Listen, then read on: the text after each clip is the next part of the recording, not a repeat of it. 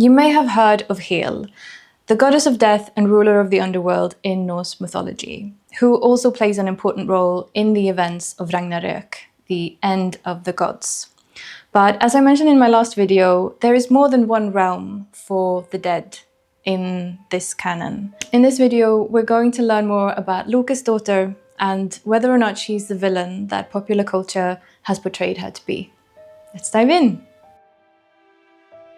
After Odin's son Balder is killed in one of Loki's tricks, the gods send Hermod to the underworld on the 8-legged horse Sleipnir to beg Hel to release him. And Hel agrees, but only under one condition.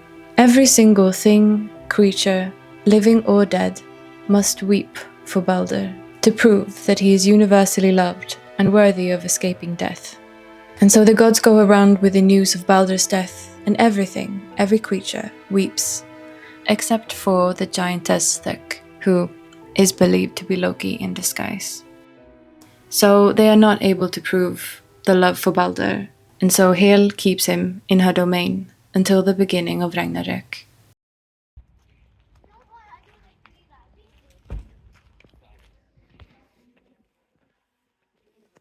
In the horrible Niflheim, beyond the enormous gate Jallabro, across the river Slid where no water flows, but a mass of sharp knives and swords, there, in the deep north, is Helheim, home of Hel herself. She guards the dead who come to her abode, and those who enter rarely leave. Hel is the daughter of Loke and the giantess Angerboda, one of 3 monsters born of the pair, along with Fenrir, the wolf, and Midgårdsormen, Jörmungand, the enormous snake who encircles the realm of Midgård, biting its own tail. All 3 of them will have important roles in bringing in Ragnarök, the end of the gods. When the Asguardians, specifically Odin, god of wisdom and war, he who knows everything, realizes what task has been assigned to Hel by the fates, he throws her down into Niflheim. In the fall, Hel is badly injured. She is described as having attributes of a corpse, half bluish black and half pale, or alternatively half living and half dead, symbolizing end as well as renewal. That later part can be debated as being influenced from other cultures though. Her neck is crooked from her injuries, and because of her giant ancestry, she is a large, looming, intimidating figure. In Gylfaginning, it is said that Odin gave Hel 9 worlds where she is to accommodate those who die from old age and sickness. Iljudne is the name of her halls, hunger the food plate, starvation is her knife, destruction the threshold, sickness the bed, and misery the bedspread. However, in the poem Baldur's Draumar, the seats in Hel's halls are scattered with rings of gold. The mead is brewed and served freely, and through large windows are views of wide-open stretches of nature. In a quote from an old verse, there's a reference to Hel's apples, which would bring on death. Whether this is just a poetic phrasing or not is unsure, but it sort of mirrors the image of the goddess Idun, whose apples grant eternal life. The opening to Helheim, Gnipahålan, is supposed to be situated in the far north, which is the cardinal direction of death. Many Viking graves are placed in a north-south direction, with the entrance to the south and the resting place itself to the north. The entrance is guarded by a monstrous beast named Garm, and some mean to say that this is a nickname for Fenrir, but that's not confirmed. In Helheim, you can also find the ship Nagelfar, on which Hel sends the dead souls to fight on the side of Loki in Ragnarök. The ship is built from the nails of the dead, and so unless you want to rush in the final days, you best keep your nails trimmed and clean.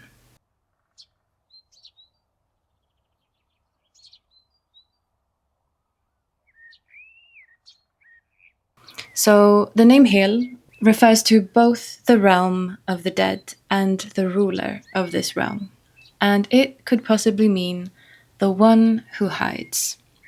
Similar to Hölja or Höljd in Swedish today, which roughly translates to hidden. And she presides over one of several realms of the dead. And I mentioned this more in my video about Odin and the runes.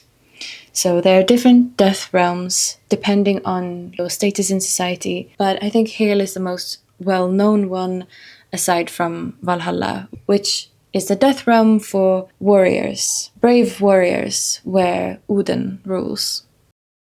And so there's some differing views as to whether the people who end up with Hel are evil or mean or bad people, murderers or liars or thieves, or whether it's just a more general realm of dead.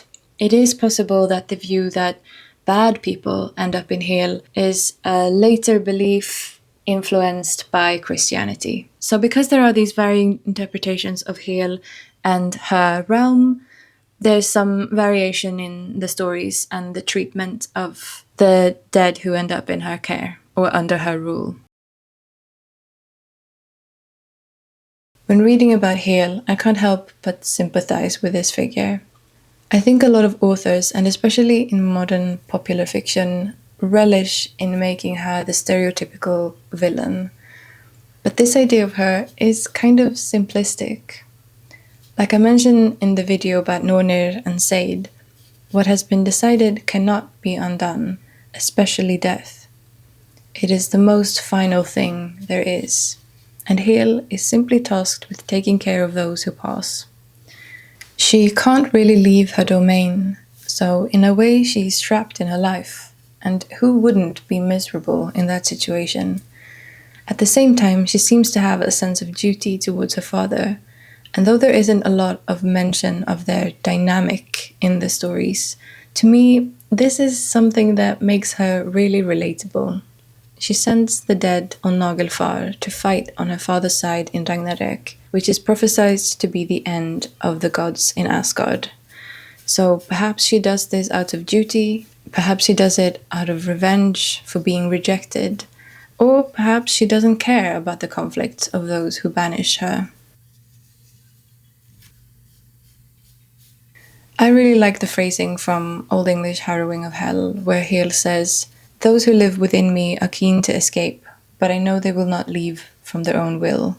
This idea that she views her realm as an extension of herself says a lot, and I think speaks to that sense of duty. She has accepted her role. There's not much she can do about it. In the tales of Ragnarök, there's both the image of Hel as the leader of the dead army that is brought up from Helheim, fighting on the side of the giants, but also an image of Hel as a more passive figure who does not care about the conflict. She doesn't allow dead gods to participate in the battle because she's supposed to keep them in her realm. Yet both Balder and Höder manage to sneak away after Hel is supposedly killed by Liv and Livdresir, the humans who escape Ragnarök and bridge into the New World. At the same time, the Völuspá does not mention her dying, and instead she is believed to rebuild the New World after Ragnarök. And of course, I prefer the idea that she survives. I think a lot of renditions of Hel have been colored by the idea of an underworld and of Hades. A lot of the books that I read even says so. This idea that it is below and or a massive cave or underground palace. Some descriptions mention sunlight streaming into Eljudne and of it being a beautiful place. Sometimes it actually sounds quite nice. I grew up in the north of Sweden, in Umeå, and I have family even farther up north than that. While Umeå isn't the northernmost town, although if you ask a southerner, they would probably think it's in the polar circle. Yes, the winters are long and blue and dark and cold, sometimes reaching minus 20 degrees Celsius, or even lower than that, at more than one point during the winter. And that is definitely some version of hell for some people. For those of us who grow up in that climate, there's a certain pride in managing that cold. There's also some quirks that come along with making the most of it. But also, it can be beautiful. The beauty of the glistening snow in the low orange winter sun through black pine trees. That unique smell from a fresh wood fire that burns directly onto the snow. The stillness of the woods as the heaps of gleaming white muffles all sound. And there is also, of course, the endless summer light when the sun never quite dips off the horizon. This is a universe that really tugs the imagination, and it is how I imagine Helheim in these more nuanced descriptions. So I let this influence my sketches and illustrations of Hel.